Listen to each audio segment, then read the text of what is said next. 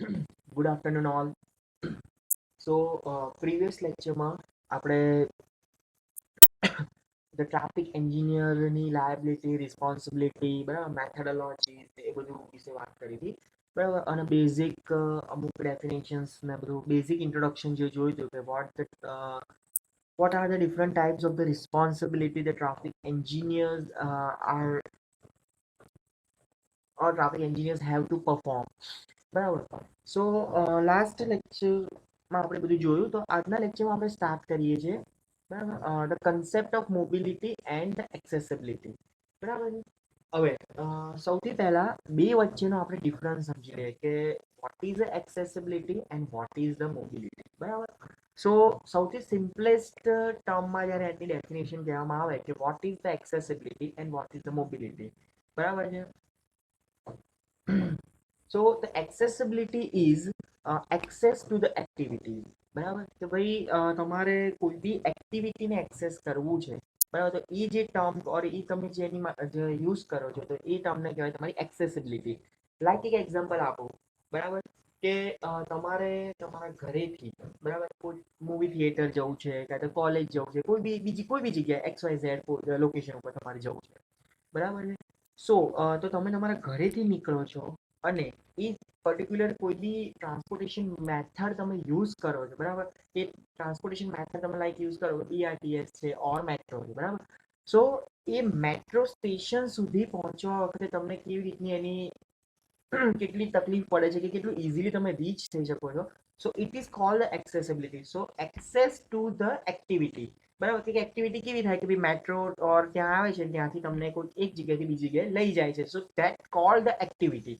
Or in the simplest form આપણે વાત કરીએ કે vote is accessibility or what is activity. Like તમે તમારા ઘરેથી નીકળો છો, ઘરેથી નીકળી અને બાય વોકિંગ મોડ કે તમે ચાલતા ચાલતા બસ સ્ટેશન સુધી પહોંચો છો, તો ધેટ કોલ્ડ ધ એક્ટિવિટી, બરાબર. લાઈક એવી રીતે વાત કરીએ કે ભાઈ તમે તમારા ઘરેથી નીકળો છો, પ્રાઇવેટ રિક્ષા લઈ અને તમે બસ સ્ટેશન સુધી પહોંચો છો. આઈધર તમે તમારા ઘરેથી નીકળો, BRTS તમારા ઘરની સામે જ હોય, તો BRTS તમે યુઝ કરી કોઈ મેટ્રોના કોઈક પોઈન્ટ એક્સ ઓર કોઈ બી એક લોકેશનના સ્ટેશન ઉપર તમે પહોંચો છો. So that's called the activity, બરાબર. So what is the accessibility? So accessibility is that access to the activity, કે તમારે એ એક્ટિવિટી સુધી પહોંચવા માટેનો એક્સેસ કેવો છે, બરાબર છે. So it is called access to activities. અને what is a mobility? Mobility is access to the movement, બરાબર. કે પર્ટિક્યુલર તમારે કોઈ એક લોકેશનથી બીજા લોકેશન સુધી જવું છે, તો એ લોકેશનને એ બે લોકેશનની વચ્ચે મૂવમેન્ટ માટે તમારી જોડે કયા કયા મોડ ઓફ ટ્રાન્સપોર્ટેશન અવેલેબલ છે, બરાબર. લાઈક એક એક્ઝામ્પલ આપું તમને કે તમે તમારા ઘરેથી નીકળો છો અને તમારે મૂવી થિયેટર જવું છે, બરાબર. તો તમારી જોડે તમે વોકિંગ નજીક હોય તો વોકિંગ મોડ તમે લઈ શકો, રિક્ષા કરી શકો, ઉબર કરી શકો, BRTS છે, મેટ્રો છે, EMTS છે, બરાબર. બધી જ ટાઈપના આપણે મેથડ્સ આપણી જોડે અવેલેબલ છે. So the mobility is the access to the movement, બરાબર. તો એ બે વચ્ચેનો બેઝિક ડિફરન્સ તમને ખબર પડી કે vote is accessibility and what is the mobility. So accessibility is nothing but the access to the activities and the mobility is the access to the movement, બરાબર. So the transportation system provides a nation population with both the with both mobility and accessibility. The two concepts are strongly interrelated but have a distinctly different element. Mobility refers to the ability to travel to many different destinations, while the accessibility refers to the ability to gain the entry to particular site on an area, બરાબર. So the accessibility and the mobility are interconnected with each other, but as we can say, the accessibility is inversely proportional to the mobility, or vice versa, the mobility is inversely proportional to the accessibility. Okay. So એક simple લોજિકમાં હું તમને સમજાવું કે કેવી રીતે બંને વચ્ચે ઇન્વર્સલી proportional રીતે બેસે, બરાબર. જસ્ટ એક એક્ઝામ્પલ આપું તમને. તમે તમારા આપણે કોઈ એક હાઈવેનું એક્ઝામ્પલ લઈએ, બરાબર, કે અમદાવાદનું આપણે લઈએ કે અમદાવાદથી બરોડાનો જે એક્સપ્રેસ વે છે, બરાબર, એ એક્સપ્રેસ વે ઉપરનો જે હાઈવે છે એનું આપણે એક અઝમ્પશન લઈએ, બરાબર. સો સૌથી પહેલા કે એ જગ્યાએ તમારી મોબિલિટી છે એ સૌથી વધારે હશે. કેમ સૌથી વધારે?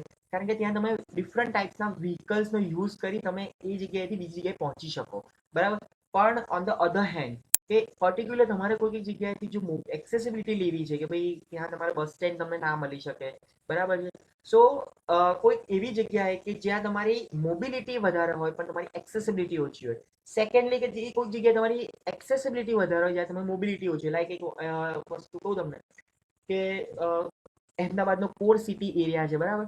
સો એ જગ્યાએ તમને બસ સ્ટેશન છે, બીઆરટી સ્ટેશન છે, મેટ્રો સ્ટેશન છે, એ બધું બહુ મળી જશે, બરાબર. પણ for that particular area or for that particular location you have a limited amount of the sorry you have the limited type of the choices of the mode of transportation, બરાબર. કે ભાઈ તમારે કાં તો રિક્ષામાં જવું પડે, કાં તો ટુ વ્હીલર લઈ જવું પડે, બરાબર. તમે બસમાં ના જઈ શકો, મોટી ત્યાં મેટ્રો પાસ ના થાય, બીઆરટીએસ અંદરથી પાસ નથી થતી, બરાબર છે. તમે તમારી કાર લઈને ના જઈ શકો. સો when the accessibility is higher the mobility is on the lesser side, બરાબર. So this is the based or this is the difference between the accessibility and mobility. So the accessibility is inversely proportional to the mobility or and vice versa, બરાબર. સો તમને એકદમ easy લેંગ્વેજમાં મેં તમને સમજાવ્યું કે કેવી રીતે બંને વચ્ચેનો ફેર હોય કે ભાઈ તમે હાઈવે ઉપર જતા હો તો એ જગ્યાએ મોબિલિટી વધારે છે, બરાબર. કે તમે ઇઝીલી મૂવ થઈ શકશો. ત્યાં બસ બી આવે છે, કાર આવે છે, વ્હીકલ આવે છે, રિક્ષા આવે છે, પેડલ રિક્ષા આવે, બધું, બરાબર. સો એ પર્ટિક્યુલર તમારી મોબિલિટી વધારે છે, જ્યારે તમારી એક્સેસિબિલિટી ઓછી છે કે તમારે ત્યાં નજીકમાં કોઈ બસ સ્ટેશન કે એવું કશું નહીં મળી શકે. ઓન ધ અધર હેન્ડ તમે કોઈક એવા CBD area, central business district એરિયામાં તમે વાત કરતા હો, સો ઇન ધેટ પર્ટિક્યુલર લોકેશન તમારી જે એક્સેસિબિલિટી વધારે છે, બરાબર, પણ મોબિલિટી ઓછી છે. ઓકે. સો ટ્રાફિક એન્જિનિયરિંગની આપણે જ્યારે વાત કરતા હોય ત્યારે તમારે મોબિલિટી અને એક્સેસિબિલિટી એ બે વચ્ચેનો જે ડિફરન્સ છે એને ઇઝીલી ડિસ્ટિંગ્વિશ થવો જોઈએ, બરાબર. કારણ કે અમુક વખતે કેવું થાય કે કોઈ ઇફ તમારે ઇન ફ્યુચર, બરાબર, લાઈક આપણે વાત કરીએ કે હવે તમે 6 સેમમાં આવ્યા અને 7 સેમમાં તમારે કોઈ પ્રોજેક્ટ લેવાનો આવે 7th ને 8th સેમમાં, બરાબર.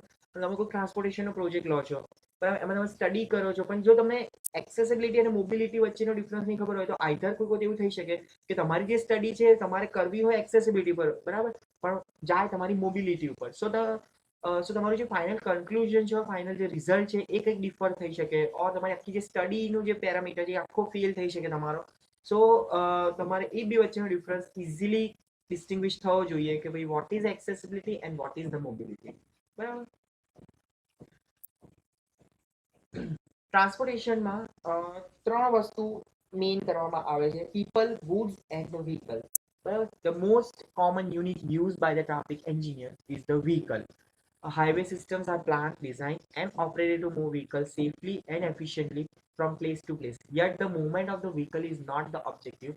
The goal is the movement of the people and the goods that occupy vehicles. બરાબર. કે ભાઈ આપણે 3 ટાઈપમાં એને ડિવાઈડ કરીએ કે પીપલ, ગુડ અને વ્હીકલ્સ. કોઈ બી હાઈવે છે, કોઈ બી રોડ છે, બરાબર, એ શેના કોને રિલેટેડ ડિઝાઇન કરવામાં આવે કે ભાઈ વ્હીકલ્સના, બરાબર. કે તમારું 2 વ્હીલર છે, 3 વ્હીલર છે, 4 વ્હીલર છે, બસ છે, બરાબર, ટ્રક્સ છે, કોઈ બી. સો એ એના ડાયમેન્શન્સ ને એનું બધી જ વસ્તુ ધ્યાનમાં રાખીને કોઈ બી હાઈવે ઓર કોઈ બી રોડ નેટવર્ક ડિઝાઇન કરવામાં આવે, બરાબર. બટ ધ અલ્ટિમેટ ગોલ શેની માટે છે કે the ultimate goal is the movement of the people and goods that occupy the vehicle, બરાબર. કે જે વ્હીકલ જે પાસ થઈ રહ્યા છે, બરાબર, એ ખાલી વ્હીકલને પાસ કરવાનો આપણો ગોલ નથી. આપણો મેઇન ગોલ શું છે કે એ વ્હીકલનો યુઝ કરીને પીપલ અને મુવમેન્ટ બેવનું મુવમેન્ટ કેટલું ઇઝીલી એફિશિયન્ટલી થાય છે એ આપણો મેઇન વસ્તુ છે, ગોલ છે.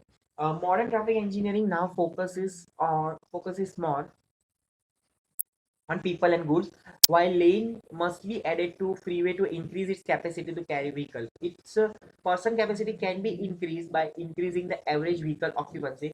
Consider a freeway lane with a capacity of 2000 vehicles per hour. If each vehicle carries a one person, the lane has a capacity of 2000 person per hour as well.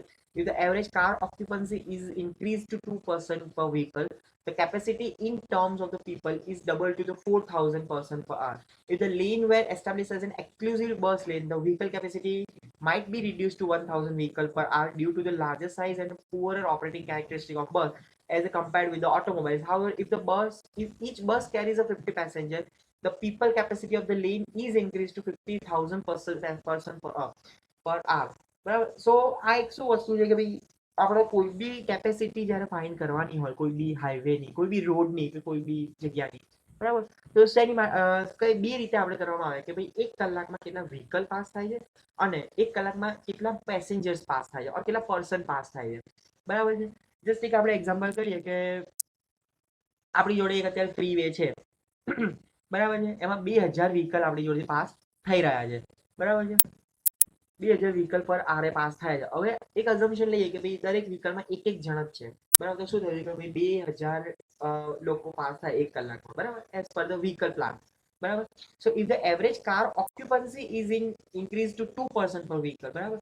સો જો 2000 vehicle pass થતા હોય, હવે એવું છે કે ભાઈ દરેક વ્હીકલમાં બે બે જણ આપણે ઓન એન એવરેજ છે, કોઈ વ્હીકલમાં 1 જણ હોય, કોઈમાં 3 જણ હોય, બરાબર. સો એવી રીતે on an average 2% per vehicle થી પાસ થઈ રહ્યા છે. તો તમારી કેપેસિટી શું થઈ કે ભાઈ 4000 પર્સન પર આર પાસ થઈ રહ્યા છે, બરાબર. સો હવે બીજી કોઈ એક લેન આપણે એસ્ટાબ્લિશ કરીએ છીએ લાઈક બીઆરટીએસ, એક્સક્લુઝિવ બસ લેન. એટલે શું કે ભાઈ આપણે બીઆરટીએસ નો જે રોડ છે એ એક્સક્લુઝિવ છે કે ત્યાં ખાલી ને ખાલી બીઆરટીએસ જ પાસ થવી જોઈએ, બરાબર. સો જો આપણે એવું કરીએ છીએ, બરાબર, સો ઇન ધ વ્હીકલ ફિનોમિના કે આપણે વ્હીકલના નંબર ઉપર જઈએ, બરાબર, તો શું થાય કે ભાઈ એક જ બસ છે, બરાબર, તો કલાકની 100 બસ જ જાય, કે એવું તો હોય નહીં દર બે સેકન્ડ બસ પાસ થતી હોય, તો કલાકની 100 બસ આપણે ગણીને ચાલીએ કે 100 બસ જાય છે, બરાબર. સો આપણી વ્હીકલ જે કેપેસિટી છે એ ઓછી થઈ ગઈ, પણ જ્યારે બસ એક સાથે 50 જણને કેરી કરે છે, બરાબર. સો જો એ રીતે કેલ્ક્યુલેટ કરવામાં આવે ઓન ધ પર્સન બેઝિસ, તો તમારી જે પર આર કેપેસિટી છે એ ઇન્ક્રીઝ થઈ ગઈ 50,000 પર, બરાબર. સો તો આ એક બધું હાઇપોથેટિકલ સિચ્યુએશન છે, જસ્ટ આપણે સમજવા માટે વાત કરી રહ્યા છીએ કે આપણું મોડર્ન ટ્રાફિક એન્જિનિયરિંગ જે સબ્જેક્ટ છે કોના પર વધારે ફોકસ થઈ રહ્યો છે, બરાબર, કે more focus on the people and good. Vehicle કેટલા પાસ થાય છે એનાથી કોઈ મતલબ નથી, પણ તમારા પર્સન્સ કેટલા પાસ થઈ રહ્યા છે એનાથી એ લોકોને મેટર છે. The efficient movement of goods is also vital to the general economy of the nation. The benefits of the centralized and specialized production of the various products are possible only if the raw materials can be efficiently shipped to the manufacturing site and finished product can be efficiently distributed throughout the nation and the world for the consumption. While long distance shipment of goods and raw materials is often accomplished by the water, rail, or air transportation, the final leg of the trip to deliver a goods to the local store or a home of an individual consumer generally take place on the truck using the highway system. Part of the accessibility function is the provision of the facility that allows trucks to be loaded and unloaded with the minimal disruption through traffic and the accessibility of the people given to a site. The medium of the all highway transportation is the vehicle. The design, operation, and the control of the highway system relies heavily on the characteristics of the vehicle and of the driver. In the final analysis, however, the objective is move people and goods, not the vehicles. બરાબર કે આપણે main goal શું હતો કે ભાઈ પીપલને અને ગુડ્સને move કરાવવાના, વ્હીકલને move નથી કરાવવાના, બરાબર છે. ટ્રાન્સપોર્ટેશન મોડ તમને બધાને ખબર છે કે ડિફરન્ટ ટાઈપના ટ્રાન્સપોર્ટેશન મોડ હોય છે. Highway legislation and the history in the United states, બરાબર, એ આપણે કોઈ જ કામનું નથી, બરાબર છે. જેમ કે urban people transportation, automobile, taxis, local bus transits, para transit, light rail, heavy rail, બરાબર છે. ઓકે, સો ડિફરન્ટ ટાઈપ્સના heavy rail, ferry, automobile, intercity bus, rail road, air, water, urban and intercity private transportation, long haul trucks, local trucks, rail road, water pipelines, બધી જ ટાઈપના અલગ અલગ વસ્તુ આવે છે, બરાબર છે. ધ કી લેજિસ્લેટિવ માઇલસ્ટોન્સ, બરાબર છે, કયા કયા federal aid highway act 1916, federal aid highway, બરાબર. આ બધા જે લેજિસ્લેશન છે, રૂલ્સ છે, રેગ્યુલેશન છે, એ બધા આપણે અહીંયા કોઈ જ કામમાં નથી આવતા. Basically applicable to the United States of America. The system concept, status and costs, elements of the traffic engineering. So the next topic આપણો છે elements of the traffic engineering, બરાબર. સો એ આપણે next lecture માં જોઈશું, બરાબર છે. સો બેઝિકલી કદાચ તમને એવું લાગતું હશે કે બહુ જ હેવી લેંગ્વેજ છે, બરાબર, પણ જેમ જેમ તમે આ પર્ટિક્યુલર લેંગ્વેજના ફેમિલિયર થશો તો તમને વધારે ઇઝી લાગશે લાઈક બીજી કોઈ બી બુક કરતા, બિકોઝ જ્યારે બી તમે રેફરન્સ બુક વાંચો છો તો you have that particular accurate references and methodologies કે જેથી તમને ઇઝીલી તમે એને પ્રેક્ટિકલ વર્લ્ડમાં તમે ઇમ્પ્લિમેન્ટ કરી શકો, બરાબર. સો આપણે એવો ટ્રાય કરીશું કે જેટલી બી આપણે થિયરીઝ ભણીએ છીએ બધી જ હું તમને પ્રેક્ટિકલી સમજાવું બરાબર, તો એ તમે ડે ટુ ડે લાઈફમાં તમે એને ઇનેક્ટ કરી શકો તો તમને ટ્રાફિક એન્જિનિયરિંગ જે સબ્જેક્ટ છે એ બહુ જ ઇઝીલી તમે સમજી શકશો બરાબર. સો કંઈ નહીં, આપણે નેક્સ્ટ લેક્ચરમાં elements of the traffic engineering ભણીશું બરાબર. So see you in the next lecture. Thank you.